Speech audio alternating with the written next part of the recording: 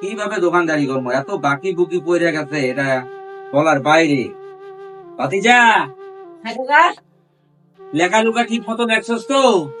হ্যাঁ কাকা, সব তো লেখছি ঠিক মতনই। আমার কেমন জানি সন্দেহ লাগে বাদাম, যে কম কম লেখা হয়েছে। দুনিয়ার বাকি পড়ে গেছে, এত বাকি দিলে দোকান কিভাবে চলবে? আসসালামু আলাইকুম ভাইজান। ওয়ালাইকুম আসসালাম। ভাইজান, এই সন্দেশটা আমাদের ঘরের তৈরি। আশেপাশে অনেকগুলো দোকানে দিছি, ওনারা নিয়ে বেশ সুন্দর চালাইতেছে। আপনি যদি সন্দেশটা নিতেন, আশা করি আপনার দোকানে নিলেও খুব সুন্দর চালাইতে পারতেন।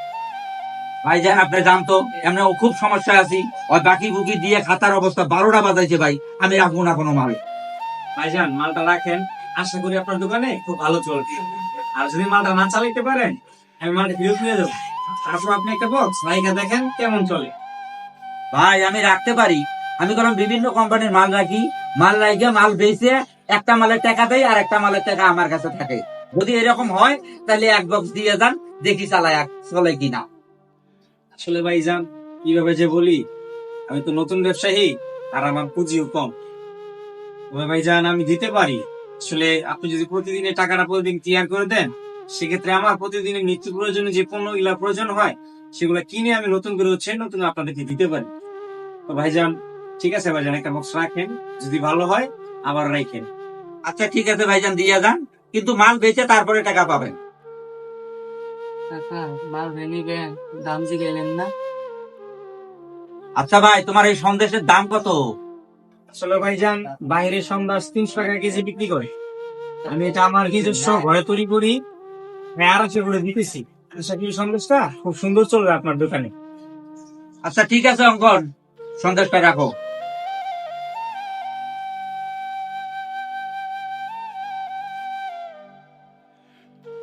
তো ভাইজান, আপনি যেহেতু সন্দেশের দাম দিবেনই না, আপনি এক কাজ করেন, আমাকে 1 কেজি চাল দিয়া দেন। পরবর্তীতে যখন আমি আপনাকে সন্দেশ দিব, তাহলে টাকাটা না হয় কাইটা রাখেন। আচ্ছা, আমি সন্দেশ বিক্রি করেও লাভ করতেছি, চাউল বিক্রি করলেও তো লাভ হবে, তাহলে দিয়েই দেই 1 কেজি চাউল। আচ্ছা অঙ্কন, ভাইরে 1 কেজি চাল দিয়ে দাও। আচ্ছা কাকা, দিতে আসি।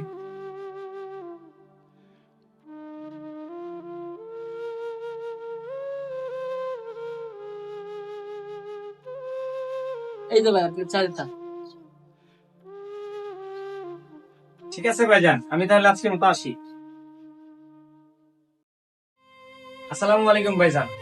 তো ভাইজান, গতকালকে সন্দেশটা কি শেষ হয়েছে? ওয়ালাইকুম আসসালাম। অঙ্কন, কালকে সন্দেশের খবর কি রে? কাকা, কালকে সন্দেশ তো ভালো চাহিদা, মানুষের অনেক চাপ, শেষ হয়ে গেছে গা, আরেকটা সন্দেশ রাইখা দেন। ঠিক আছে ভাইজান, তাহলে আজকেও 1 কেজি দেন। ঠিক আছে ভাইজান, তাহলে এই নিন। অঙ্কন লোক, গতকালকের 1 কেজি চালের টাকা কাইটা রাইখা বাকি সন্দেশের টাকাটা দেন।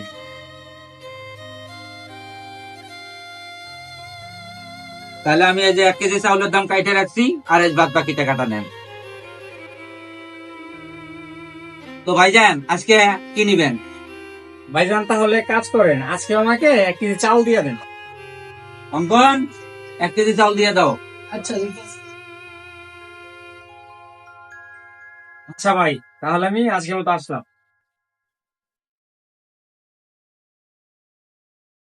সালামু আলাইকুম ভাইজান। ভাইজান ভালো আছেন? ওয়ালাইকুম আসসালাম। কাকা, সন্দেশ যে কালকে দেয়া গেছে এগুলো শেষ, আরেকজনের 5 কেজির অর্ডার দেয়া গেছে।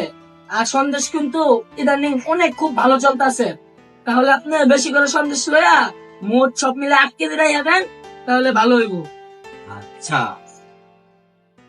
আলহামদুলিল্লাহ, তার মানে আমার ব্যবসা খুব সুন্দরভাবে আগাইতেছে। শুকুর আলহামদুলিল্লাহ। যাক, দোকানদার আমার পণ্য নিয়ে খুব খুশি, আমিও খুশি। হ্যাঁ ভাই, তাহলে আপনি বেশি করে রাখেন। অঙ্কন 1 কেজি নিয়ে যেত। আর ভাই, কালকে মনে কইরা আমাকে 8 কেজি সন্দেশ দিতে হবে, প্রচুর চাহিদা বলে।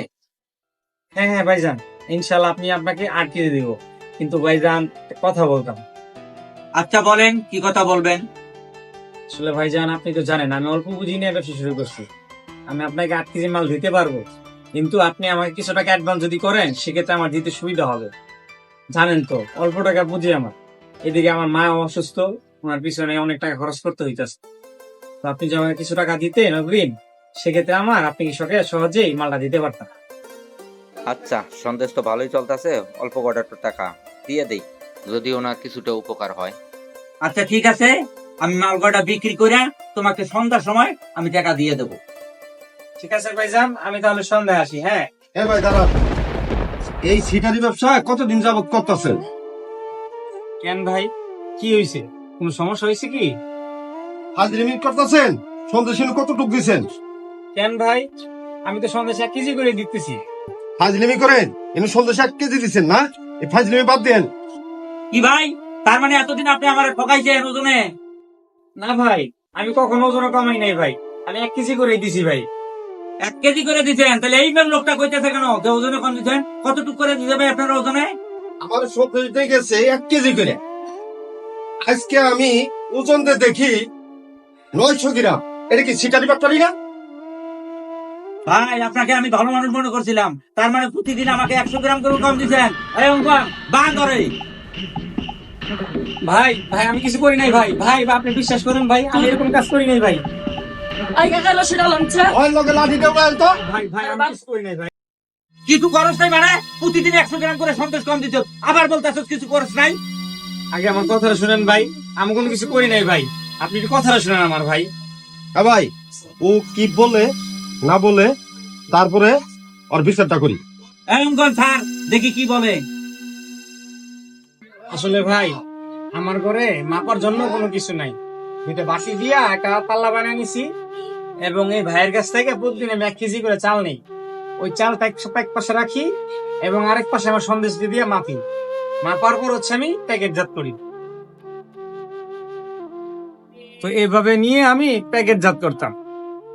ভাই, চাউলের ওজনে তাহলে আপনি সন্দেশ মাপতেন? জি ভাই, আমি যখন প্রতিদিন ওনাকে সন্দেশ দিতাম তখন ওনার দোকান থেকে 1 কেজি করে চাল নিতাম, ওই চালের মাপে আমি সকলকে সন্দেশ দিতাম।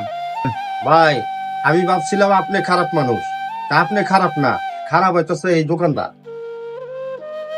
আমাদের সমাজে এমন অনেক অসাধু ব্যবসায়ী আছে যারা অন্যের হকটা মেরে খায়, কিন্তু জানে না তারা অন্যের হক মারতে মারতে কখন তার নিজের হকটাই হারিয়ে ফেলতেছে।